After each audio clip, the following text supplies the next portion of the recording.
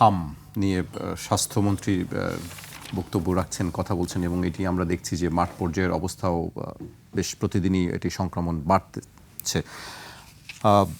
রোববার বাংলাদেশ চীনমৈত্রী সম্মেলন কেন্দ্রে আন্তর্জাতিক ওষুধ শিল্প মেলার উদ্বোধন অনুষ্ঠানে সাংবাদিকদের প্রশ্ন জবাবে মন্ত্রী সর্দার সাখাওয়াত হোসেন বলেছেন, ৮ বছর আগে হামের টিকা দেওয়া হয়েছিল, এরপর আর দেওয়া হয়নি। এর একদিন পর মন্ত্রী আবার বলেছেন, ২০১৮ সালে একটা ক্যাম্পেইন হয়েছে, এরপর কোনো ক্যাম্পেইন হয়নি। এখন যে মিজেলসগুলো বা হাম হচ্ছে, ওদের মধ্যে আউটব্রেক হয়েছে। যারা ভ্যাকসিনেটেড নয় তাদের মধ্যে বেশি করে মারাত্মকভাবে মিজেলসটা দেখা দিয়েছে।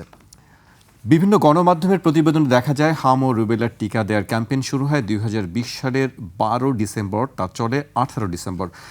সরকারের সংশ্লিষ্ট কর্মকর্তাদের কথাতেও, যেটি সরকারের মঞ্চ যারা আছেন, তারা দায়িত্বে আছেন টিকার বিষয়ে, বা আমরা জানি যে গতকালকে বিএনপির পক্ষ থেকেও একটি বক্তব্য দেখেছি একজন স্বাস্থ্য সম্পাদক। এই বৈপরীত্য কেন বক্তব্যের মধ্যে? সর্বোচ্চ পর্যায় থেকে মন্ত্রী বলছেন যে আসলে এটি, আর কিন্তু মাঠ পর্যায়ে বলছেন যে না, এটি না। দেখুন, আসলে এই হামের যে অবস্থাটা বর্তমানে, এটা কিন্তু খুব সিরিয়াস একটা অবস্থা, এবং অনেক বাচ্চারা এটাতে অ্যাফেক্টেড হচ্ছে, মারা যাচ্ছে।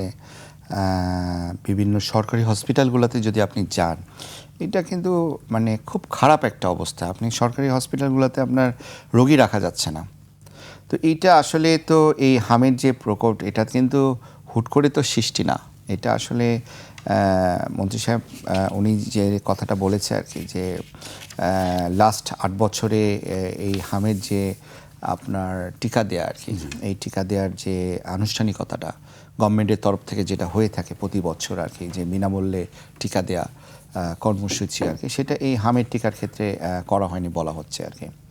তো এটা ছাড়া দেখেন, আপনার টিকা কিন্তু অনেক ক্ষেত্রে আসলে আমাদের দেশে এত জনগণ আর কি, এটা আসলে দেখেন, এই যে ফ্রি টিকার যে ক্যাম্পগুলো, এগুলো সাধারণত আমরা দেখে থাকি যে মধ্যবিত্ত, নিম্ন মধ্যবিত্ত এবং যারা খেটে খাওয়া মানুষ, ওরা কিন্তু অপেক্ষায় থাকে যে কখন এই ফ্রি টিকার ক্যাম্পগুলো হবে, কখন আমরা এটা আমাদের বাচ্চাদেরকে দিতে পারবো আর কি। তারা কিন্তু ওয়েট করে।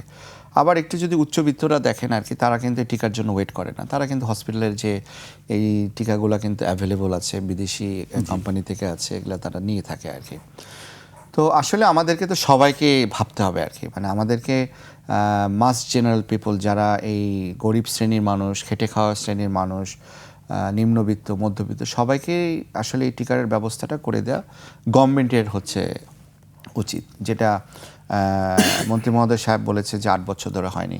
এখন ৮ বছর ধরে হয়নি বিধায় এই সার্কামস্টেন্সটা তৈরি হয়েছে কিনা, অথবা অন্য কোনো কারণেও হয়েছে কিনা, ঠিক আছে। তার বক্তব্যের সঙ্গে যে তথ্যপত্র, সেটির সঙ্গে গ্যাপ রয়ে গেছে, একটু গ্যাপ রয়ে গেছে। হ্যাঁ, তো এটা আমাদেরকে আরও দেখতে হবে, বুঝতে হবে, ভাবতে হবে। তবে আশার বাণী যেটা, সেটা হচ্ছে যে মন্ত্রী সাহেবই বলেছে যে আরও ৬০০ কোটি টাকার টিকার ব্যবস্থা গ্রহণ করা হচ্ছে, এবং স্বাস্থ্য মন্ত্রণালয়ে একজন দায়িত্বশীল কর্মকর্তা, উনি বলেছে যে এই বছর জুলাই আগস্টের দিকে এই ২ কোটি টাকার এই সিরিজের ব্যবস্থা করা হয়েছে, টিকা দেওয়ার ব্যবস্থা করা হয়েছে। কিন্তু এটা তো হচ্ছে যে আশার বাণী, সামনে এটা হবে।